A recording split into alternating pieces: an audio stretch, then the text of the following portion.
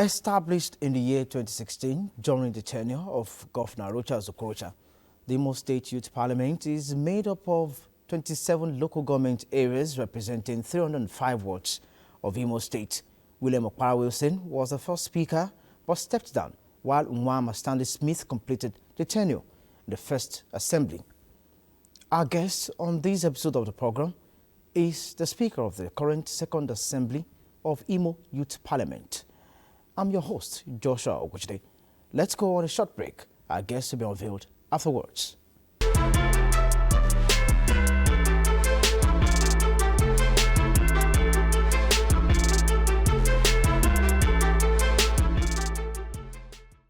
Welcome back. You're watching the program Beyond Parliamentarians, reaching you from NTA Parliament, Abuja. Our guest is the Speaker of the current Second Assembly of the Imo State Youth Parliament, Right Honorable Ekewuba. He's a trained psychologist, lawyer, entrepreneur, and politician. Thanks for joining us on the program. Thank you very much, Mr. Joshua. Let's start with your emergence as the Speaker of the Imo Youth Parliament, having taken over from a tenure served by two individuals as speakers. Yeah, the Imo State Youth Parliament is a unique platform and institution through which youth are trained in legislative proceedings. As the Second Assembly, the Imo State Youth Parliament is very much in its early stage. When I took over, we had little or more to say about it because the pioneer set were just trying to build.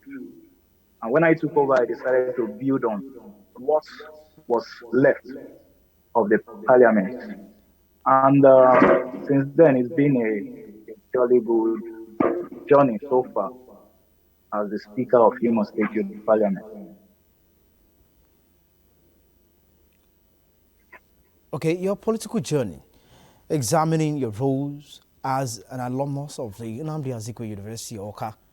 You are the protocol officer to the Imo State Governor, head of protocol at the Imo State Youth Center, administrative officer at ISODAPEC. And your other public service includes the speaking speaker. I guess that is how your people in Howeri usually call you. Yeah. You're the speaking speaker of the Imo State Youth Parliament, alongside financial secretary of the Conference of State Youth Parliament Speakers of Nigeria. Take us into your history briefly. Yeah, my history as a politician came as a surprise because from the start, I can remember from my secondary school days, I was just a chapel prefect who loved the things of God, worshiped God freely, and upon getting to university at Oka, I also went that religious lane, becoming the head of the fellowship in year 1, year 2. But there was a call to service, which was actually what drove me into politics. I had to vie for the post of the secretary of the department, psychology department, University Goka. And upon graduation, I found myself to be serving in government house. And with all it takes, you have to see yourself mingle with politicians. And that was how it all started. I served as the protocol officer under the then government of the rescue mission. I went ahead to work with the youth center, where I work as the head of protocol. I'm a man of protocol. I love protocol. And as fate will have it, I had interest in representing the youth of Uguta, where I as I contested for the post of the speaker during the in-house election, and my people found me so pleased to serve the Imo State people. And ever since then, it's been an upward journey speaking for the people of Imo State youth. Thank you very much, Mr. Josh. Mr. Speaker, you're representing Oguta local government area of Imo State. Going by your pedigree, how best will you describe the youth parliament? Are your people carried along? Yes, thank you for that question. If my people are being carried along, yes, as a proud representative of the Oguta people in the youth parliament, I'm committed to ensuring that their voices are heard and their interests are advocated for. You must know one good thing about the Oguta people. The Oguta people are the hydrocarbon region of the Imo State. And as such, the Oguta people are known for their rich cultural heritage and vibrant community spirit. They are resilient and resourceful people, deeply committed to preserving and promoting that traditional value. As their representative, I strive to involve in decision making and policy making to keep them. I also try my best to make sure I keep them informed of happenings in the polity. I try to make sure that we have this, we foster this working relationship with the youth in making sure that we know what they want. We discuss with the government to make sure that their needs, their yearning, their aspirations are being met. Thank you very much. Mr. Speaker, in what capacity has your administration advocated youth participation in decision making in Imo State with with your pedigree, you know? Yes, specifically, I would say we have been able to make immense contribution in influencing, in policy influencing. We've been able to make sure that we have a say in whatsoever that is done in government. We don't just sit on the fence. We make sure that our voice are being heard. We make sure that our people are part of those who make decisions by involving in the political processes that leads to who becomes what and who gets what in Imo State. And you can see we have a peace and youth loving and friendly governor in the person of distinguished Senator Hope Uzodinma, CON. He has been able to carry the youth also along in his activity, in the sense that if you look at the House of Assembly in Imo State, you see youth actively represented in the affairs of things. If you look at the commissioner we have, in fact, Imo State pride itself of the youngest commissioner in Nigeria, in the person of Dr. Emeka Mandela. If you look at in the various election that was done in the local government, you'll see so many youth occupying the post of councillors, vice Local chairman, government and chairman. chairman. So we can say that we've been able to influence. I remember in one of the articles I wrote during that election, I pleaded, writing an open letter, pleading with the governor that youth must be carried along in things. We've also been able to affect our polity through capacity building by providing training and mentorship to young people. I have taken it as a pet project to make sure that all SRC of all the federal and state institutions in Imo State, we assist in providing leadership training and mentorship to them. We can also see by way of civic education, we've been able to add our voice if it's in civic areas or civic education, even in youth empowerment. We've been able to compel, we've been able to influence our governments to do significant things that will empower the youth If you talk about the skill up program of His Excellency, if you talk about the One Youth, One Farm of His Excellency, you will see these are the areas we've been able to make significant impact in in the area of governance as youth in Imo State. As a follow-up, your clout, judging from your rapport with the executive arm of government, must have influenced some initiatives, as you've rightly mentioned, on behalf of Imo Youth. What are these initiatives, and by extension, the youth-centered policies, of your administration as a speaker? Yeah, one of them is Youth Economic Empowerment Program. We have been able to have several meetings with our governor, with the other executive, the ESCOs of His Excellency's administration to make sure that we have programs such as youth economic empowerment programs where youths are being trained on digital skills, and each of them were empowered. 30. We are talking about more than 10,000 youths being empowered with digital gadgets to be able to flourish in the area of digital skills. We've also been able, there is something we are coming up with. It's not a finished work, it's still a work in the process. One of them is the area of Imo State Youth Parliament Development Fund.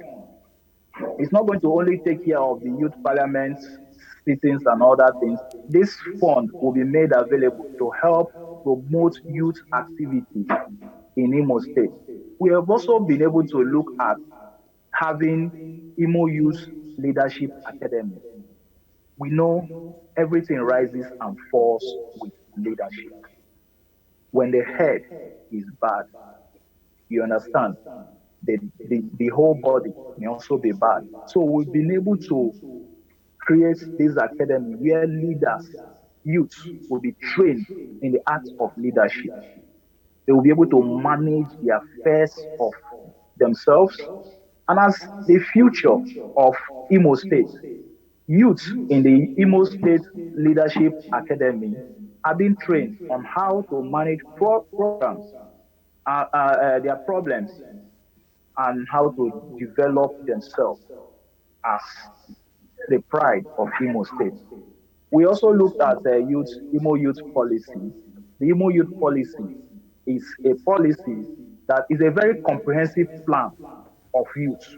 We are looking at how and what our youth can be in the next 20 years. We have the long-term plan, we have the short-term plan, which we have been able to look at. What are we expecting of the government, and where do we expect to see ourselves? These are the questions we are asking ourselves. And what do we need to do differently to make sure that these plans, action plans we have set out, nothing impedes it? That is what we've been able to do. We've been advocating, and we've also extended these programs to secondary schools so that we can catch them young, teach them leadership does not start at old age. It starts from the very young age. So we are looking at all these things. These are the different areas we've been advocating to make sure that our input as youth in leadership is well felt. Thank you. Okay. Any other engagement as regards, sensitizing youth on drug abuse? Any initiative as regards agriculture? Something that people can, that in a way you are encouraging youth to go into agriculture? Yes, we have a very big platform. This is the biggest program that happened in Nigeria, the Youth, One Farm. That program, which we did in conjunction with the SA to the governor, Honorable Ekewuba, to promote agriculture in Imo State. We were able to impact the lives. You can see them on my page. If you see those programs, you'll see how youth were trained on different areas of farming and investing in agriculture. looking at climate change, we just know that COP29 is just, I don't know, it's about rounding up. It rounded up last week. You understand? We were following up such program in as much as we weren't able to travel. We've been following COP29 to know the discourse of concerning climate change. And we've also been able to attend and also use such the type of knowledge we've gathered from NDDC awareness programs such as the flood aware. We have been telling people be flood aware. We've been telling our youth be flood aware, distill the drainages, make sure you don't block the paths through which water passes.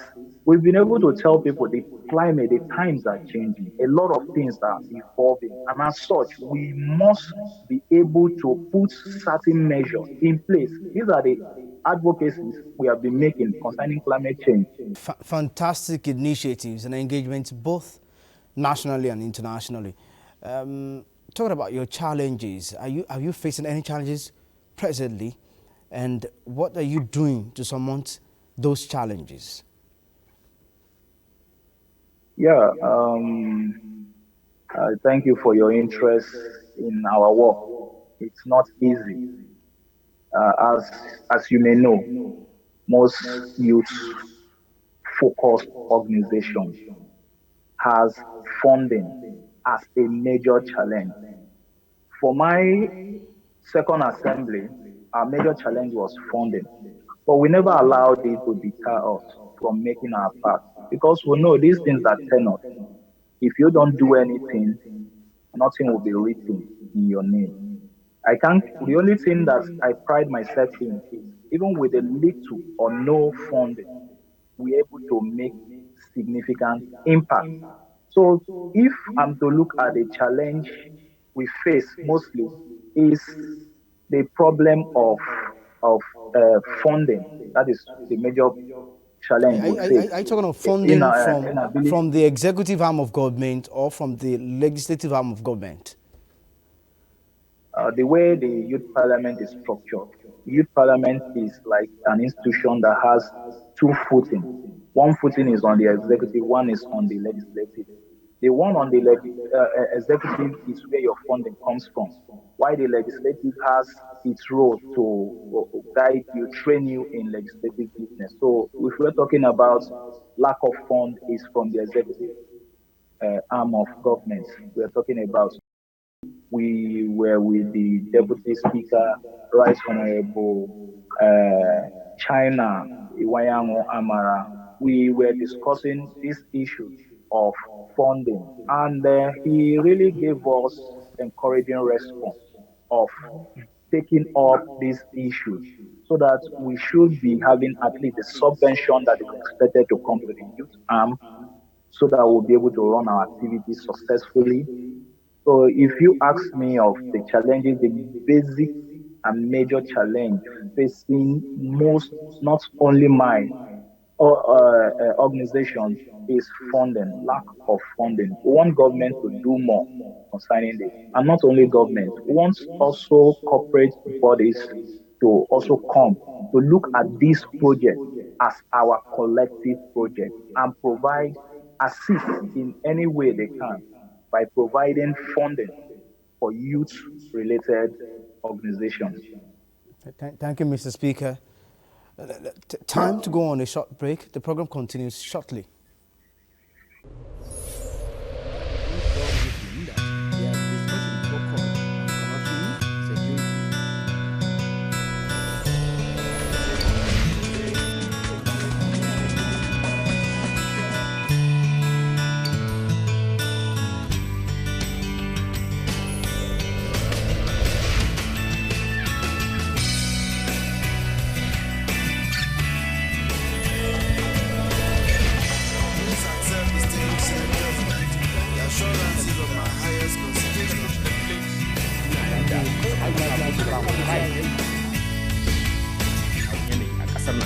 yadda za a samu cikakken ci gaba.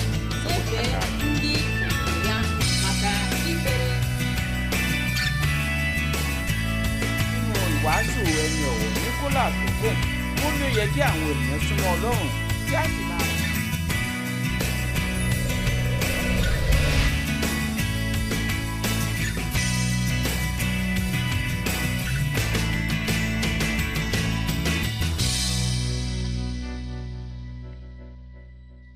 Welcome back. If you're just tuning in, you're watching the program Young Parliamentarians on NTA Parliament. We're reaching you from the Federal Capital Territory, Abuja. I've been speaking with Ekewuba, Speaker of the Imo State Youth Parliament. Mr. Speaker, back to our discussion. We've seen big wigs in Nigerian politics initiating their political career as yours. Mr. Speaker, what are your plans in advancing youth political career like yours? Yeah, thank you very much for that question.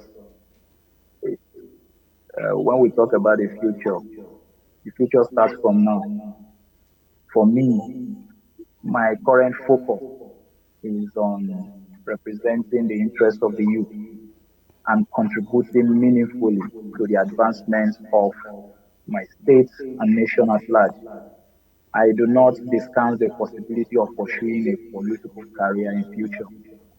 I believe that leadership is not just title or position. It's all about service, the impact you make to the life of others. I recognize the need for a new generation of leaders who are committed to advancing the interests of our people and promoting the value of justice, equity, and progress. Thank you.